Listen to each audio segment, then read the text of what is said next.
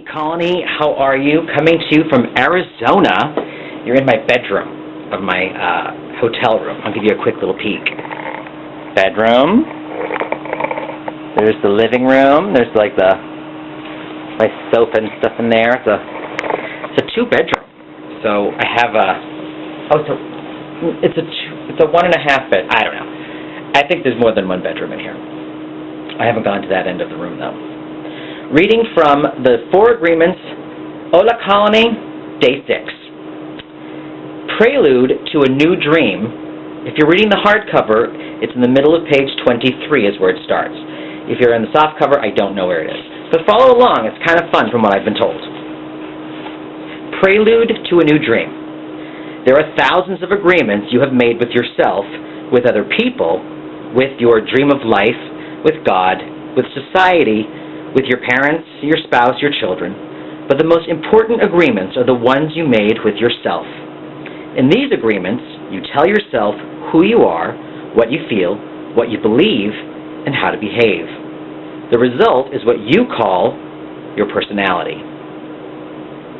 In these agreements, you say, this is what I am, this is what I believe.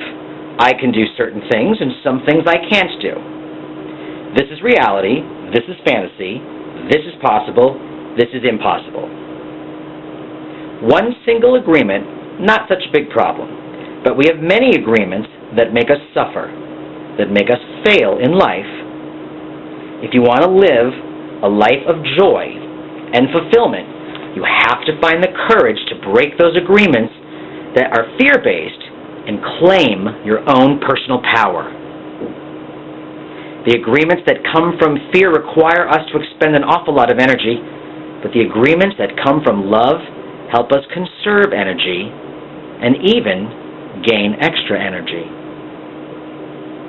Each of us is born with a certain amount of personal power that we rebuild day after day after day that we rest. Unfortunately, we spend all of our personal power first to create all of those agreements and then to keep these agreements. It's a lot of energy. Our personal power is dissipated by all the agreements we have created, and the result is feeling powerlessness.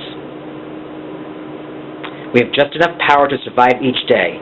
Because most of it is used to keep the agreements that trap us in the dream of the planet, how can we change the entire dream of our life when we have no power to change even the smallest agreement? Good question. If we can see it is our agreements that rule our own life, and we don't like the dream of our own life, we need to change the agreements. When we are finally ready to change our agreements, there are 4 very powerful agreements that will help us break those agreements that come from fear and deplete our energy. Each time you break an agreement, all the power you used to create it returns to you. If you adopt these 4 new agreements, they will change and create enough personal power for you to change your entire system of your old agreements. You need a very strong will in order to adopt these 4 agreements. But if you can begin to live your life with these agreements, the transformation in your life will be amazing. You will see the drama of hell disappear right before your very eyes. Instead of living in a dream of hell, you will be creating a new dream, your personal dream of heaven. We'll stop there. Tomorrow we will read Chapter 2, the first agreement. You guys,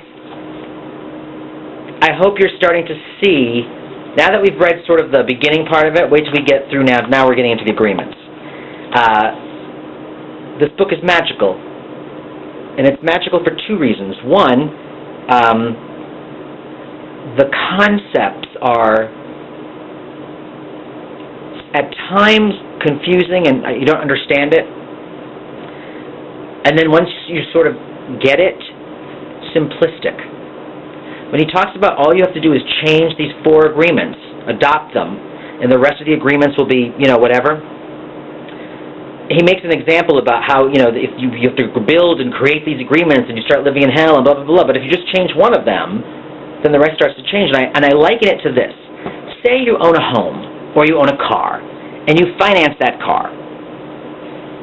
And all of a sudden, someone comes to you and says, hey, you're paying 9% for that car.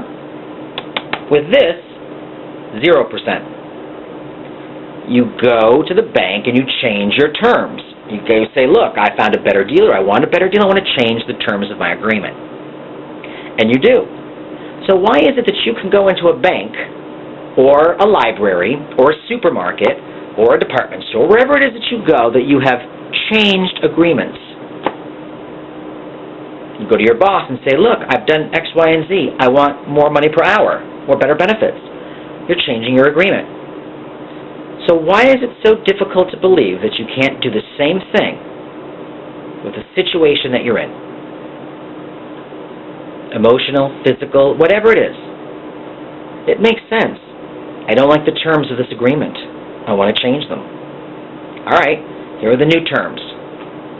We'll find out what the first term is tomorrow.